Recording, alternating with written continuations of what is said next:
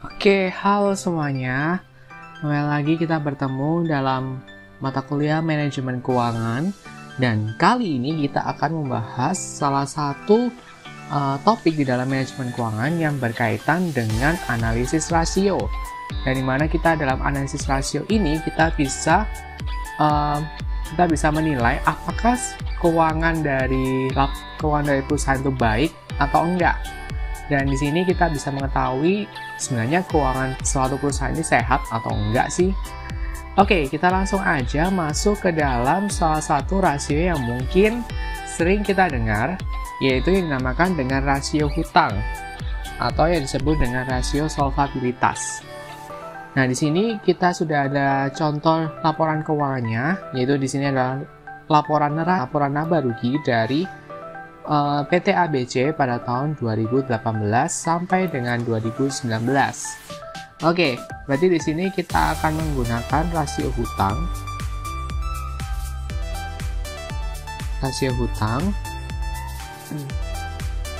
Di mana rasio hutang yang pertama adalah rasio debt to asset ratio, atau mungkin disebut dengan rasio hutang adalah debt to asset ratio. Dimana di dalam debt to asset ratio itu rumusnya total hutang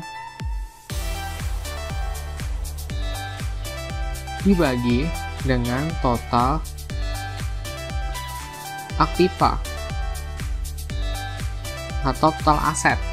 Jadi di sini kita bisa menghitung suatu rasio hutang. Yang pertama yaitu debt to asset ratio. Jadi buat apa sih untuk debt to asset ratio ini? Debt to asset ratio digunakan untuk mengukur proporsi hutang terhadap aktiva. Jadi di sini kita bisa membandingkan antara jumlah hutang perusahaan dan juga jumlah aktiva dari suatu perusahaan. Jadi dengan kata lain di sini kalau misalnya rasio debt to asset ratio semakin kecil,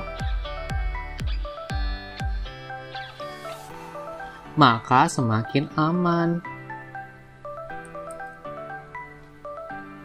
Karena di sini kalau misalnya rasionya semakin kecil, maka berarti kalau misalnya semakin kecil, maka di sini hutangnya semakin rendah, sedangkan aktivanya semakin tinggi. Sebaliknya, kalau misalnya debt to asset ratio-nya ini tinggi, atau mungkin bahkan lebih dari 1, maka rasio hutangnya lebih besar dibandingkan dengan total aktivanya. Sehingga di sini berarti lebih banyak hutang yang dimiliki oleh perusahaan dibandingkan dengan aset dari suatu perusahaan. Tapi di sini berbeda ya dengan untuk perusahaan keuangan. Kalau misalnya perusahaan keuangan seperti perbankan itu pasti lebih banyak hutang dibandingkan dengan aktivanya. Karena di sini kita hanya bicara pada perusahaan non keuangan. Oke, langsung aja kita kerjakan untuk soal ini. Dimana di sini ada 2 tahun ya, di tahun 2018 dan tahun 2019. Di tahun 2018 total hutangnya di sini ada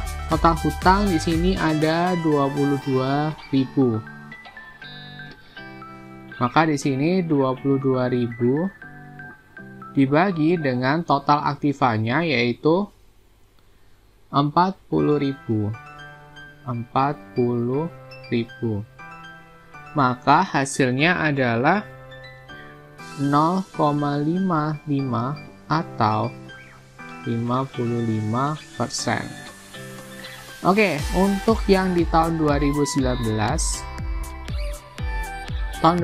di sini untuk total hutangnya adalah 16.000. Berarti 16.000 dibagi dengan total aktivanya yaitu 33.600.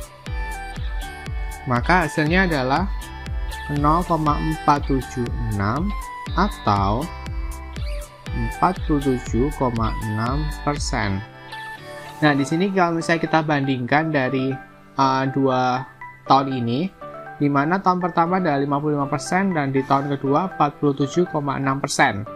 Berarti di sini menunjukkan bahwa perusahaan semakin aman ya untuk kondisi keuangannya, karena di sini semakin kecil kan semakin aman, berarti hutangnya itu semakin kecil sedangkan aktivanya itu semakin besar. Meskipun di sini kita melihat bahwa aktivanya perusahaan di tahun 2018 itu lebih besar dibandingkan dengan di tahun 2019.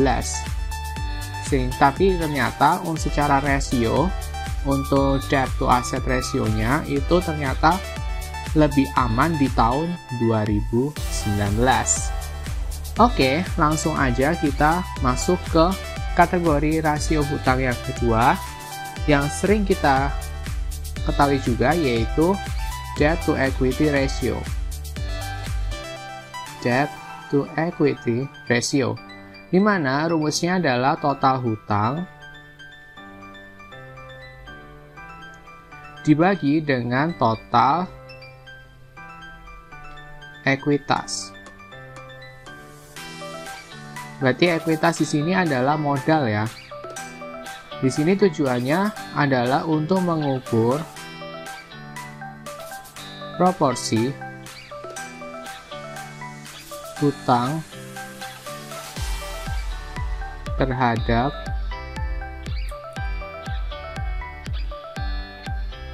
ekuitas. Dimana di sini kalau misalnya semakin kecil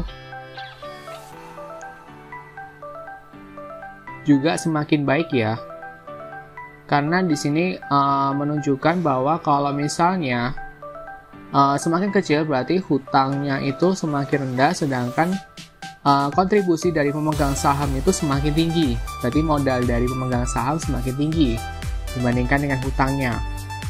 Oke, kita langsung aja kerjain untuk yang tahun 2018. Tahun 2018 untuk total hutangnya di sini juga sama, masih an, yaitu 22.000 dibagi dengan total ekuitasnya di sini adalah 18.000. Maka hasilnya adalah 1,2. Di sini menunjukkan bahwa perusahaannya untuk total hutangnya ternyata lebih tinggi ya dibandingkan dengan total ekuitasnya, karena di sini untuk rasionya ternyata hasilnya adalah 1,2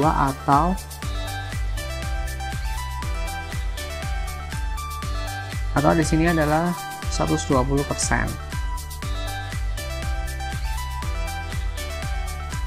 Sedangkan di tahun 2019 di sini untuk total hutangnya yaitu 16.000 dibagi dengan total ekuitasnya 17.600.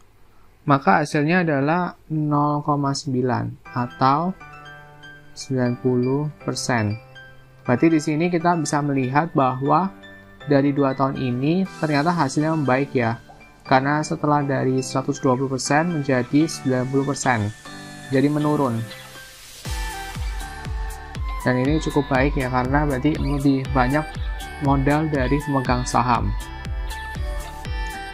Oke, selanjutnya di sini setelah dari debt to equity ratio, selanjutnya adalah time interest earn ratio. Time interest earn ratio, dimana di sini untuk time interest earn ratio itu adalah rumusnya EBIT dibagi dengan pembayaran bunga atau beban bunga. Nah, di sini kalau dari rumusnya dari rasio ini tujuannya adalah untuk mengukur kemampuan EBIT dalam membayar bunga.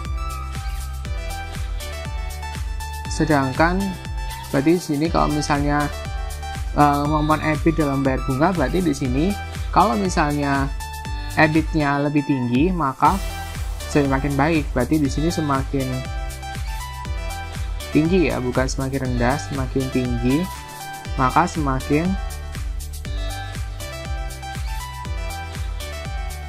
baik. Karena di sini kalau misalnya EBIT-nya lebih tinggi, berarti kan dia bisa semakin mampu dalam membayar bunga perusahaan, sehingga ini semakin baik. Oke, kita langsung aja untuk yang tahun 2018. Di sini kita bisa lihat untuk EBIT-nya. EBIT-nya di sini adalah 5.320. Yaitu 5.320 dibagi dengan untuk bunganya yaitu 1.320. 1.320. Maka hasilnya adalah 4 kali 4. Oke, selanjutnya di sini untuk yang tahun 2019. Di sini untuk tahun 2019 berarti EBIT-nya ada 5.280. 5.280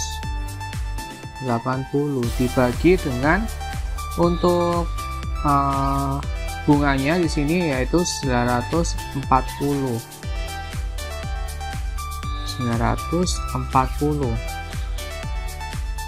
Maka di sini hasilnya adalah 5,6 kali. Berarti di sini kita bisa melihat bahwa dari tahun 2018 yang sebelumnya adalah 4 kali menjadi 5,6 kali, berarti menunjukkan bahwa semakin baik. Karena di sini ternyata EBIT-nya semakin dapat mampu untuk memenuhi kebutuhan ataupun membayar dalam bayaran bunga. Oke, sampai di sini aja untuk penjelasan tentang rasio hutang dari saya. Semoga bermanfaat bagi kalian semua ya. Oke, terima kasih dan sampai jumpa.